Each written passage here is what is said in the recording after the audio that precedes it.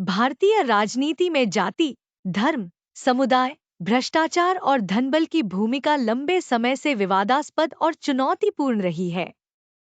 यह मुद्दे देश के लोकतंत्र को प्रभावित करते हैं और विकास की राह में बड़ी बाधाएं बनते हैं।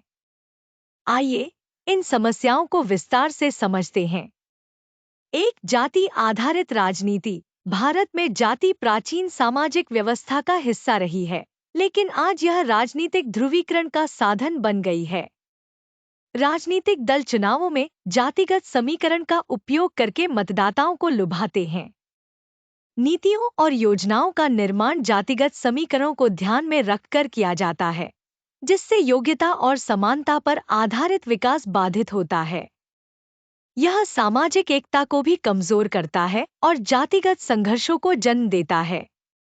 2, धर्म और सांप्रदायिक राजनीति। भारतीय राजनीति में धर्म का राजनीतिकरण एक गंभीर समस्या है। राजनीतिक दल धर्म के आधार पर वोट बैंक तैयार करते हैं और धार्मिक भावनाओं को उभारकर ध्रुवीकरण करते हैं। इससे सांप्रदायिक तनाव और दंगे भड़कते हैं, जो देश की सामाजिक शांति और एकता को प्रभावित करते हैं। धर्मनिरपेक्षता के सिद्धांत को कमजोर करने वाली यह राजनीति समाज में विभाजन की भावना को बढ़ाती है। 3, समुदाय और पहचान की राजनीति। भारत में क्षेत्रीयता, भाषा और समुदाय आधारित पहचान की राजनीति भी प्रभावी है। राजनीतिक दल क्षेत्रीय मुद्दों को भड़काकर संकीर्ण सोच और असमानता को बढ़ावा देते हैं। इससे राष्ट्र की एकता पर संकट उत्पन्न होता है और देश के समग्र विकास में बाधा आती है। 4, भ्रष्टाचार। भारतीय राजनीति में भ्रष्टाचार गहराई से जड़े जमा चुका है। राजनीतिक दल और नेता अपने स्वार्थों के लिए सत्ता का दुरुपयोग करते हैं।